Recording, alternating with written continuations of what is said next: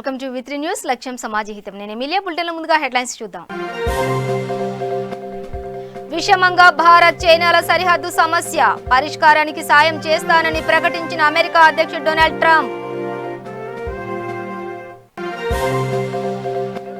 రష్యాలో భారత్ చైనాల రక్షణ మంత్రులు సమావేశం, చైనా వ్యవహార శైలిపై రాజ్నాథ్ తీవ్ర అభ్యంతరం.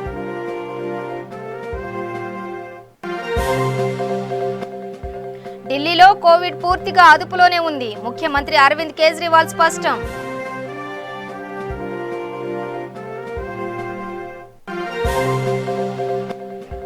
కవాడిగూడ కేంద్ర మంత్రి కిషన్ రెడ్డి సమీక్ష, హైదరాబాద్ అభివృద్ధిపై అధికారులతో చర్చ.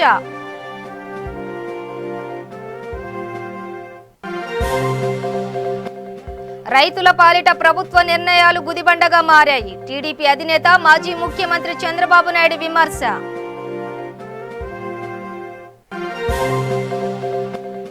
రైతుల ప్రాణాలు తీసిన చరిత్ర చంద్రబాబుదే, మరోసారి బాబుపై విమర్శలు గుప్పించిన సజ్జల.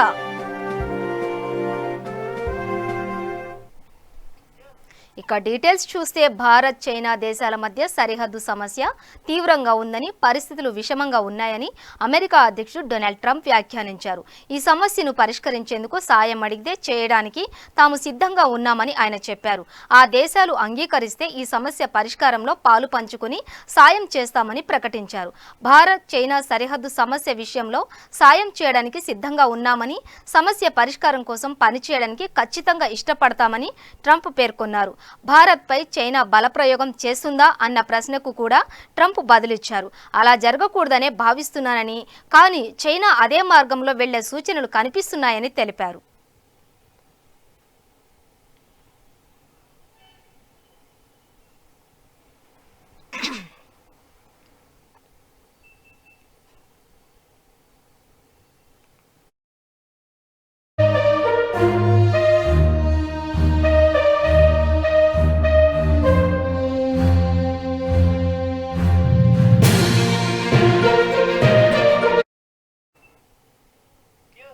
భారత్ చైనా రక్షణ శాఖ మంత్రులు రష్యా రాజధాని మాస్కోలో సమావేశమయ్యారు. షాంఘై కో ఆపరేషన్ ఆర్గనైజేషన్ సమావేశంలో పాల్గొనేందుకు ఇరు దేశాల రక్షణ శాఖ మంత్రులు వెళ్లారు. భారత్ చైనా మధ్య లడఖ్ సరిహద్దు అంశం తీవ్ర ఉద్రిక్తతకు దారితీసింది. పలుమార్లు రెండు దేశాల సైనికులు వాస్తవాధీన రేఖ వద్ద ఘర్షణకు కూడా దిగారు. దీంతో ఉద్రిక్తతలను తగ్గించేందుకు రెండు దేశాల సైనిక దౌత్యపరమైన చర్చలు కూడా చేపట్టాయి. ఇరు దేశాల రక్షణ మంత్రులు కలుసుకోవడం ఇదే మొదటిసారి. భారత రక్షణ శాఖ మంత్రి రాజ్నాథ్ సింగ్, చైనా రక్షణ శాఖ మంత్రి విపెన్గి ఇరువురు సమావేశమయ్యారు. సరిహద్దులో యథాతథ స్థితిని పునరుద్ధరించేందుకు చైనా సహకరించాలని రాజ్నాథ్ సదస్సులో గట్టిగా డిమాండ్ చేశారు. సరిహద్దులో విషయంలో చైనా వ్యవహార తీరుపై ఆయన తీవ్ర అభ్యంతరం వ్యక్తం చేసినట్టుగా తెలుస్తోంది. దౌత్య సైనిక మార్గాల ద్వారా చర్చలు ముందుకు సాగాలని విదేశీ వ్యవహారాల శాఖ అధికార ప్రతినిధి అనురాగ్ శ్రీవాస్తవ అభిప్రాయం వ్యక్తం చేశారు.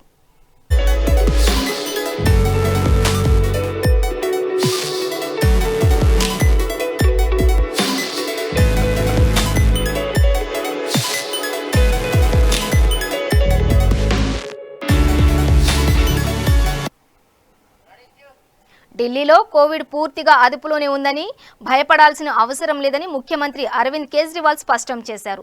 కరోనా పరీక్షల సంఖ్య పెరగడం వల్లే కేసులు పెరుగుతున్నాయని ఆయన ప్రకటించారు. ఢిల్లీలో మళ్లీ కోవిడ్ కేసులు పెరుగుతున్నాయని వార్తల నేపథ్యంలో కేజ్రీవాల్ స్పందించారు.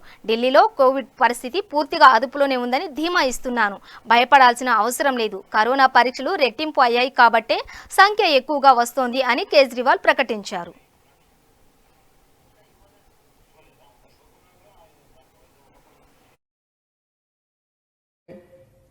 कुछ कहते हैं सेकंड वेव नहीं है, पर ये टेक्निकल बातों को अगर हम साइड में रख दें तो पिछले कुछ दिनों में मैंने सारी डेटा का, सारी परिस्थितियों का, सारी तैयारियों का जायजा लिया है और मैं आपको एक ही चीज़ कहना चाहता हूँ कि अभी चिंता की कोई बात नहीं है, घबराने की कोई बात नहीं है।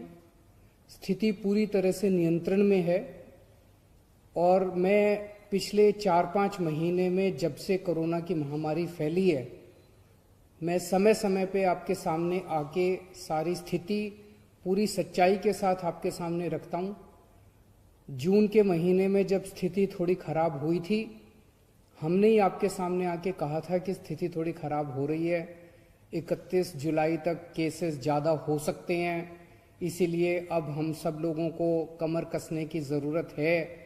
लेकिन आज इन सारी स्थितियों का जायजा लेने के बाद ही मैं आपको पूरी जिम्मेदारी के साथ कह रहा हूं कि दिल्ली के अंदर स्थिति पूरी तरह से नियंत्रण में है, बिल्कुल भी घबराने की ज़रूरत नहीं है, लेकिन लापरवाही का कोई स्कोप नहीं है। पहले आपको आज की जो स्थिति है उससे मैं अवगत करा दूं। जब जब कोरोना की बात हुई है, मैंने हमेशा कहा कि आपको कोरोना हुआ और आप ठीक हो गए, इसमें कोई दिक्कत नहीं है। कोरोना की वजह से मौत नहीं होनी चाहिए। सबसे इंपॉर्टेंट आप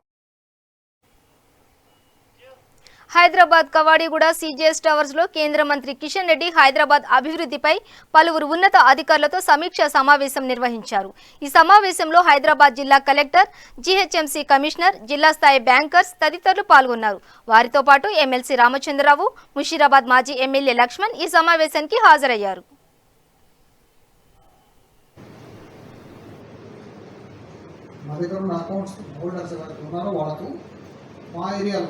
ఏరియా పాపులేషన్ రెసిడెంట్ ఇక్కడ సే తిరుమలగిరిలో ఉన్న తను బ్యాంకులో అకౌంట్ ఉంటుంది. అక్కడ చార్మినార్లో స్ట్రీట్ వెండర్, ఫుడ్ వెండర్ ఇంకెవరు ఉంటే ఇవ్వడం కష్టం, మానిటరింగ్ కష్టం అవుతుంది. అలాగే లోకల్ ఏరియాలో ఉన్న వాళ్ళని మాత్రమే మీరు రిఫర్ చేయండి, దూరం వాళ్ళని వద్దు అని చెప్పాను. మేడం వచ్చినప్పుడు తర్వాత వీళ్ళు వచ్చినప్పుడు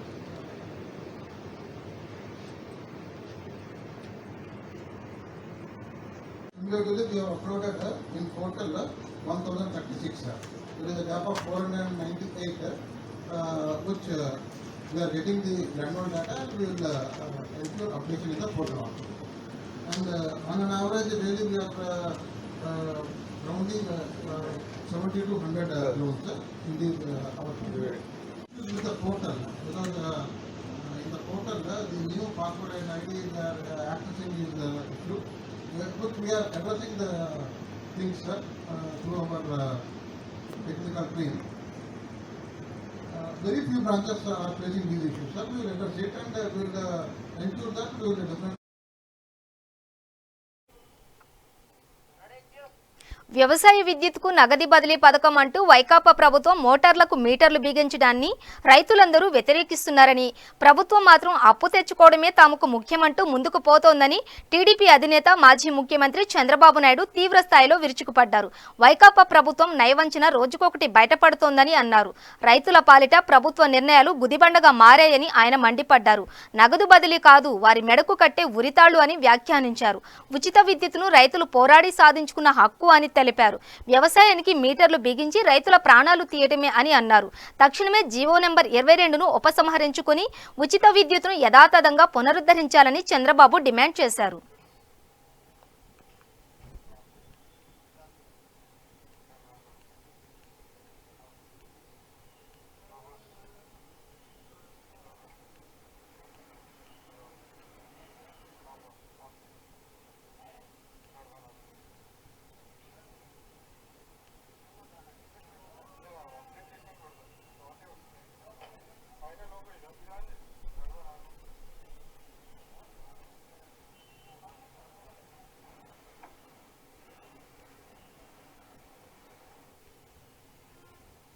పనులు చేయడం వల్ల కరెక్ట్ కాదు.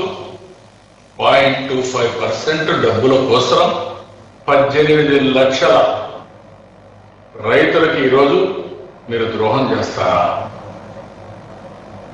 అదే మరిగా వాళ్ళు మోసం చేస్తారా? వాళ్లకు వెన్నుపోటు పొడిచే పరిస్థితి తీసుకొస్తారని అడుగుతున్నాను. ఇది నమ్మక ద్రోహం. రైతులను నమ్మించి మోసం చేయడం, రైతులకి ఇది చాలా స్పష్టంగా జగన్మోహన్ రెడ్డి చీట్ చేస్తున్నాడు, మోసం చేస్తున్నాడు, పొట్టగొడుతున్నాడు. ఈ విషయం గుర్తుపెట్టుకోవాల్సిన అవసరం ఉంది. అంటే ఇప్పుడు రిఫార్మ్స్ అంట. ఒక పేషెంట్ రైతే వెంటిలేటర్ పైన ఉంటే ఆ వెంటిలేటర్ పైన ఉండే అతను ఎక్సర్సైజ్ యూనిట్ చేసే ప్రక్రియ చూస్తా ఉంటే, అందుకే మనందరం కూడా గుర్తుపెట్టుకోవాల్సిన అవసరం. దీనికి ఎన్ని విన్యాసాలు మనం చూసాం, రాజకీయ విన్యాసాలు. వీళ్ళ పంచాయతీ ఆఫీసర్కి వీళ్ళ కలర్లు వేశారు 1300 కోట్లు. కోర్టు చీవాట్లు పెట్టింది, సుప్రీంకోర్టు పోయారు, అక్కడ చీవాట్లు పెట్టారు. ఇప్పుడు మళ్ళా తీసేయడానికి 1300 కోట్లు ఎవడబ్బా సొమ్మని అడుగుతున్నా. ఇది మీ జాగీరా? ఈ రాష్ట్రం అంటే మీకు బానిసలా? ఒక ప్రజాస్వామ్యంలో ఏం చేయాలి మీరు ఆలోచించకుండా ఇష్టానుసారంగా చేయడం ఎక్కడని అడుగుతున్నా. ఆవ భూముల్లో 400 కోట్ల రూపాయల అవినీతి. రాష్ట్రం మొత్తం మనం చూస్తున్నాం, ఎక్కడ చూసినా ప్రజాధనాన్ని దుర్వినియోగం చేయడం, భూముల ల్యాండ్ ఎక్విజిషన్ లో పెద్ద ఎత్తున అవినీతి. అదే మార్గం మళ్ళీ అవన్నీ కూడా పల్ల ప్రాంతాలు తీసుకొని అవన్నీ చదువు చేయడానికి నరేగా ఫండ్స్ ని దుర్వినియోగం చేయడం, తెలిసి కూడా కోర్టుకు వెళ్ళడం, ప్రజల్ని ఇబ్బంది పెట్టడం, వందల వేల కోట్ల రూపాయలు లాయర్లకు దోచిపెడుతున్నారంటే ఇది ఎక్కడ న్యాయం అని అడుగుతున్నా. ఈరోజు మీకు 15 నెలలు అయింది. ఎంత అప్పు చేశారు? 5 సంవత్సరాల్లో 1,20,000 కోట్ల రూపాయలు అప్పు చేస్తే 15 నెలల్లో 1,03,000 కోట్ల రూపాయల అప్పు చేసి ఈ 4 నెలల్లోనే మీరు దగ్గర 20% పైన అప్పులు చేశారంటే మనకు వచ్చే డబ్బులన్నీ దీనికి సమాధానం ఏం చెప్తారో చెప్పని అడుగుతున్నా.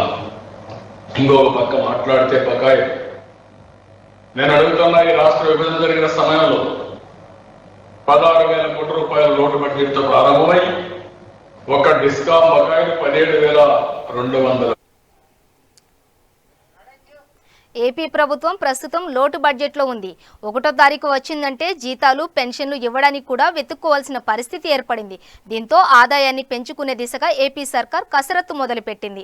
అందులో భాగంగానే రవాణా శాఖలో పన్నులు పెంచాలని ప్రతిపాదనలు సిద్ధం చేసి సీఎంకు పంపగా దానికి జగన్ గ్రీన్ సిగ్నల్ ఇచ్చినట్లు తెలుస్తోంది. పన్నుల పెంపు ద్వారా రవాణా శాఖ నుంచి అదనంగా సుమారు 400 కోట్లు వస్తాయని అంచనా వేస్తున్నారు. 2 వీలర్ 4 వీలర్లపై లైఫ్ ట్యాక్స్ పెంచుతూ ప్రతిపాదనలను రవాణా శాఖ రూపొందించింది. 2 రకాల స్లాబుల్లో ప్రస్తుతం ఉన్న పన్ను మీద 1 నుంచి 3% మేర పెంపు ఉండనుంది.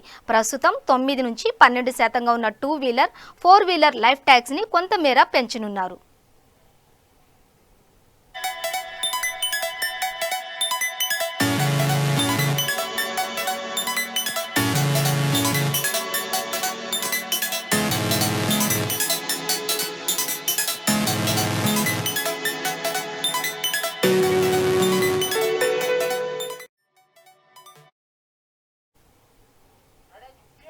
ఉచిత విద్యుత్ పథకాన్ని ఎత్తేసేందుకు ప్రయత్నాలు జరుగుతున్నాయంటూ టీడీపీ చేస్తున్న విష ప్రచారాన్ని ఎవరూ నమ్మొద్దని వైసీపీ నేత సజ్జల రామకృష్ణారెడ్డి కోరారు. రైతులకు ఉచిత విద్యుత్ని ఇచ్చే విషయంలో జగన్ వెనుకడుగు వేయరని చెప్పారు. రైతులను అన్ని విధాలా ఆదుకోవడమే సీఎం అభిమతమని తెలిపారు. ఉచిత విద్యుత్కు నగదు బదిలీ నిర్ణయాన్ని అందరూ స్వాగతించాలని కోరారు.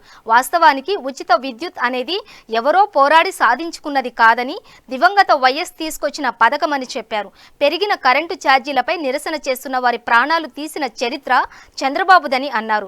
వైఎస్ ఆలోచనలతో పుట్టిన ఉచిత విద్యుత్ పథకానికి ఆటంకం కలగదని సజ్జల చెప్పారు. కేంద్ర ప్రభుత్వం తీసుకొస్తున్న సవరణలు మన మీద ప్రభావం చూపే అవకాశం ఉందని, దీనికి మనం సమాయత్తం కావాలనే ఉద్దేశంతో దమ్మున్న నేతగా జగన్ సంస్కరణల దిశగా ముందడుగు వేశారని చెప్పారు.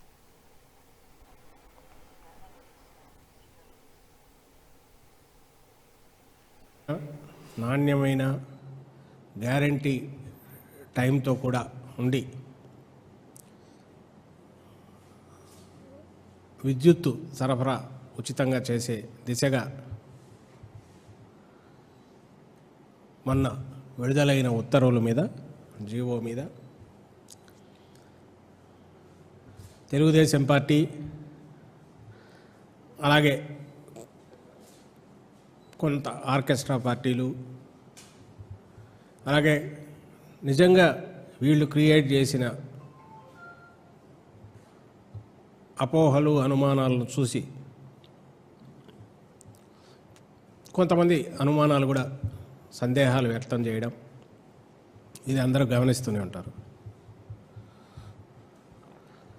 దీనికి సంబంధించి ఎవరికో సంజాయిషి ఇవ్వడం కాకుండా ఈ అపోహలను తొలగించే ప్రయత్నం అనేది మేము మొదలుపెట్టాం. ప్రభుత్వ పరంగా కూడా జరుగుతోంది. అలాగే దీన్ని ప్రచారంగా కూడా కిందికి తీసుకెళ్ళేసి వాస్తవం ఏంటి, దీంట్లో నిజమెంత? ఏదో దురుద్దేశాలతో ఈ పథకం మొదలుపెట్టామా, చేస్తున్నారా, లేక నిజంగా స్మూత్గా సాఫీగా ఉచిత కరెంటు తక్కువ ధరతో రైతులు ఏదో ప్రభుత్వాన్ని దోచుకుంటున్నారు అన్న రీతిలో ఇంతకుముందు కొంతమంది ఆర్థికవేత్తలు అంటున్న దాన్ని తిప్పికొడుతూ వాళ్ళ కాళ్ళ మీద రైతులు నిలబడి వాళ్లకు ఒక తామే బిల్లులు పే చేస్తున్నామని ఒక వాళ్ళకి ఆ ధీమా ఇది ఇచ్చే దిశగా ఎట్లా ఉపయోగపడుతుంది? అలాగే పంపిణీ సంస్థలు డిస్కమ్ ఇన్నాళ్ళు అప్పుల ఊబిలో అప్పుల బారిలో పడి వేల కోట్లు ప్రభుత్వాలు బకాయిలు పెడితే వాటిని మోయలేక వాళ్ళు కొనారెళ్ళిపోతే ఆ కంపెనీలు వ్యవస్థ మొత్తం దెబ్బతిన్నది కూడా అందరం చూసాం. దీని ఉచిత విద్యుత్ గురించి మాట్లాడే అర్హత చంద్రబాబుకు లేదని వ్యవసాయ శాఖ మంత్రి కురసాల కన్నబాబు అన్నారు.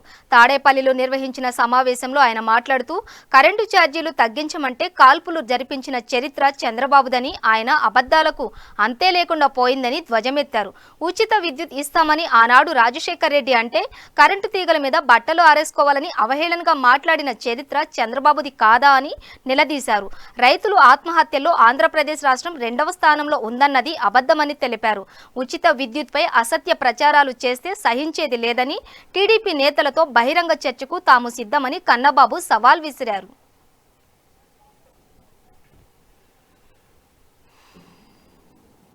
అసలు క్యూ లైన్లు ఎక్కడ ఉన్నాయా ఈ సంవత్సరం? నేను మీడియా వారిని కూడా అడుగుతున్నా. ఈ సంవత్సరం గ్రామ స్థాయిలో మేము పంపిణీ చేసాం విత్తనాలు, ఈ ప్రభుత్వం పంపిణీ చేసింది. రైతు భరోసా కేంద్రాలు గ్రామ సచివాలయాల స్థాయిలో వెళ్ళి నమోదు చేసుకున్న ప్రతి రైతుకి అక్కడే అందించే కార్యక్రమం చేసామా లేదా? ఎక్కడైనా క్యూ లైన్లు ఉన్నాయా? మరి ఎందుకు ఇలాంటి అబద్ధాలు తెలుగుదేశం పార్టీ వారు వండి వార్చుతున్నారు? అంటే ఒక అబద్ధం పదే పదే మాట్లాడితే నిజం అనుకుంటారనా? గతంలో ఉండేవి, గత ప్రభుత్వం మీ హయాంలో ఉండేవి. మండల స్థాయిలో క్యూ లైన్లు, పాపం రోజుల తరబడి నిరీక్షించడం, ఈ లోపల శ్వాస వచ్చి పడిపోవడం, లేకపోతే మీరు చెప్పినట్టుగా గుండెపోట్లు వచ్చి మరణించడం గతంలో ఉండేవి. ఇప్పుడు రైతు భరోసా లబ్ధిదారులని ఏటా తగ్గించేస్తున్నారని కూడా ఒక ఆరోపణ చేశారు. మేము అడుగుతున్నాం, అసలు మీ దగ్గర లెక్కలు ఉన్నాయా, లేకపోతే ఏ కాకి లెక్కలు చెప్తున్నారు, ఎవరు తయారు చేసిన లెక్కలు చెప్తున్నారు చెప్పండి.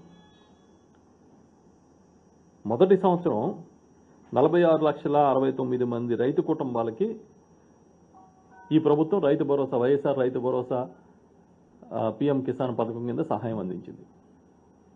6,534 కోట్ల రూపాయల ఆర్థిక సహాయం ఇచ్చాం. 2020-21లో అది 49,45,000 రైతు కుటుంబాలు అయినాయి. పెరిగినాయా తగ్గినాయా? రైతు భరోసా లబ్ధిదారుల సంఖ్య తగ్గించేసామని తెలుగుదేశం పార్టీ వారు మాట్లాడుతుంటే హాస్యాస్పదంగా ఉంది.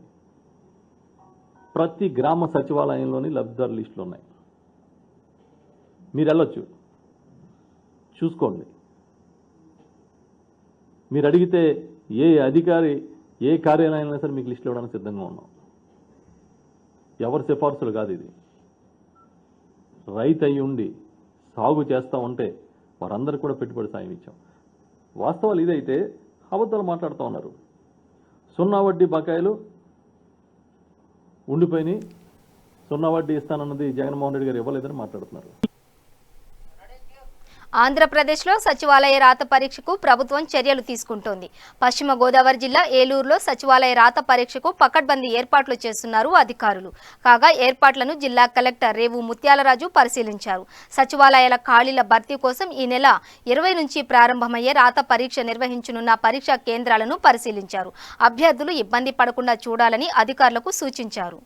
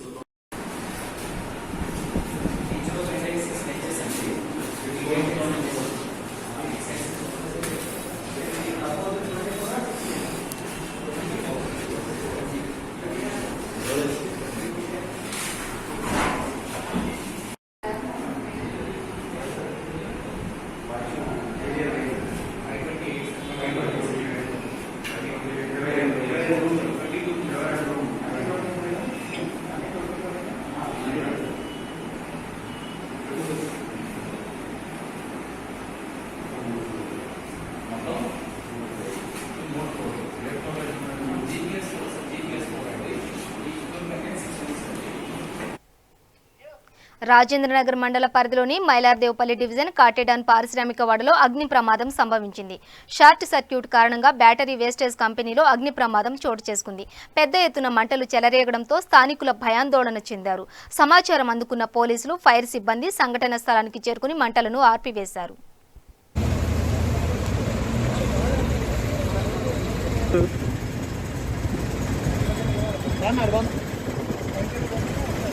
బండి మొత్తం అట్లా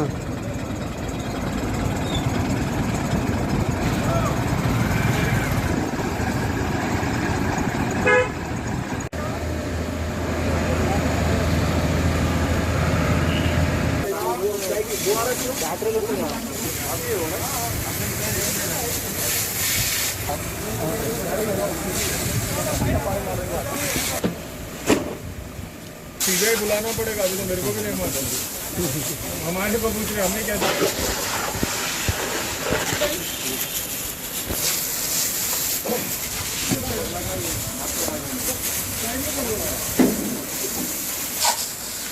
నా పేరు నారాయణ సింగ్.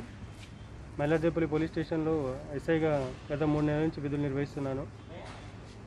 ఇవాళ మధ్యాహ్నం 1 గంటల ప్రాంతంలో సాయిబాబా నగర్ కాటేదాన్ ఏరియాలో గల అభిషేక్ బ్యాటరీస్ లెడ్ ప్రాసెసింగ్ యూనిట్లో ఫైర్ వాళ్ళ యొక్క డంపింగ్ యార్డ్ ఏదైతే ప్లాట్ నెంబర్ 37Aలో డంపింగ్ యార్డ్ ఉందో అది ఫైర్ యాక్సిడెంట్కి గురైంది.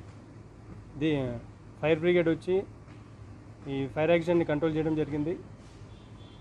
ఈ ఫైర్ యాక్సిడెంట్ కావడానికి ఒక కారణం ఎలక్ట్రిక్ షాక్ అయిండొచ్చు అని ఫైర్ బ్రిగేడ్ ఆఫీసర్స్ చెప్తున్నారు.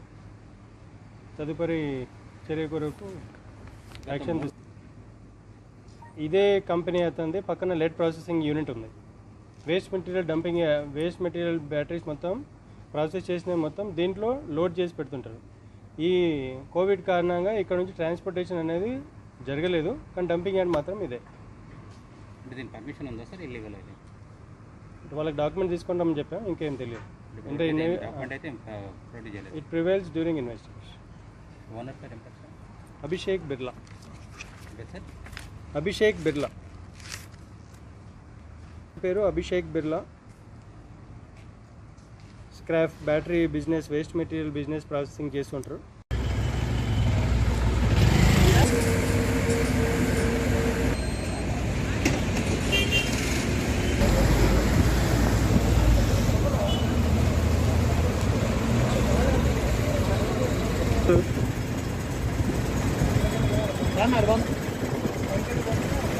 బండి మొత్తం అట్లా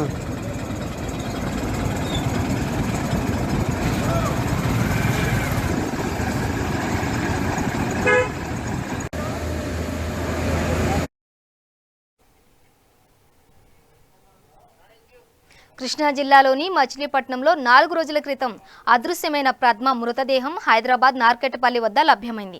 అత్యంత దారుణంగా పద్మను గుర్తు తెలియని వ్యక్తులు హతమార్చారు. మచిలీపట్నం వాణి జనరల్ స్టోర్స్లో పనిచేస్తున్న పద్మ ఎవరూ లేకపోవడంతో ఒంటరిగానే జీవనం సాగిస్తోంది. ఈ క్రమంలో ఆగస్టు 31న సాయంత్రం పద్మను గుర్తు తెలియని వ్యక్తులు కిడ్నాప్ చేసి హత్య చేశారు. కాగా పద్మ మృతదేహం నిన్న హైదరాబాద్ నార్కెట్పల్లి వద్ద గుర్తించడంతో పోలీసులు పలు కోణాల్లో దర్యాప్తు చేపట్టారు. పద్మ టిక్ టాక్ వీడియోల ఆధారంగా ఆమెను తీసుకువెళ్లారా అనే దిశగా పోలీసులు దర్యాప్తు చేపట్టారు. అందరితో కలివిడిగా ఉండే పద్మ దారుణ హత్యకు గురి కావడంతో స్థానికులు ఆవేదన వ్యక్తం చేస్తున్నారు.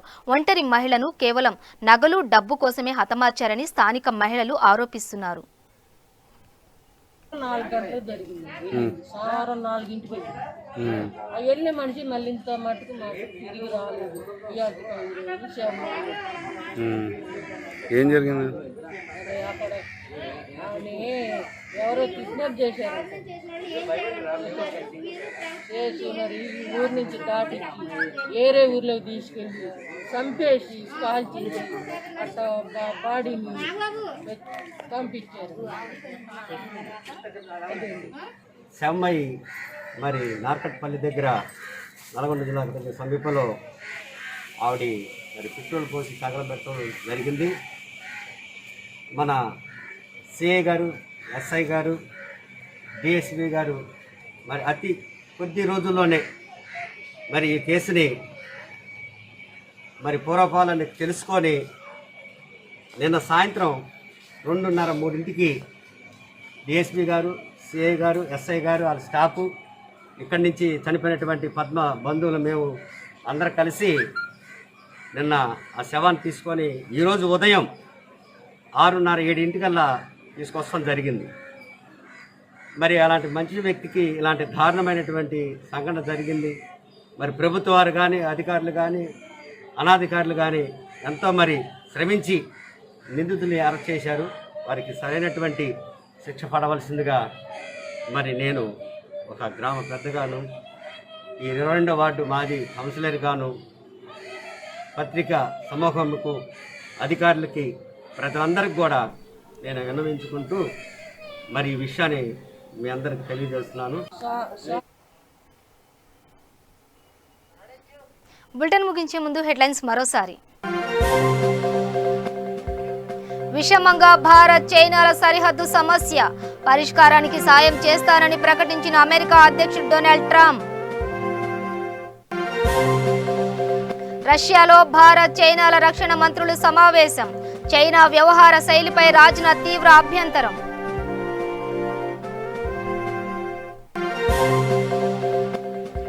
ఢిల్లీలో కోవిడ్ పూర్తిగా ఉంది, ముఖ్యమంత్రి అరవింద్ కేజ్రీవాల్ స్పష్టం.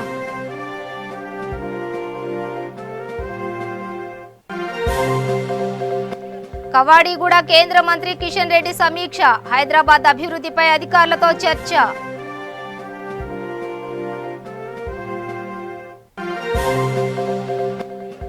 రైతుల పాలిట ప్రభుత్వ నిర్ణయాలు గుదిబండగా మారాయి, టీడీపీ అధినేత మాజీ ముఖ్యమంత్రి చంద్రబాబు నాయుడు విమర్శ.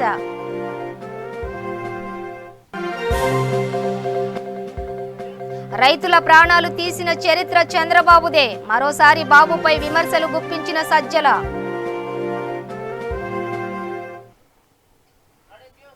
ఇవి బులెటిన్ విశేషాలు. చూస్తూనే ఉండండి. మరింత సమాచారం కోసం V3 న్యూస్ లక్ష్యం సమాజహితం.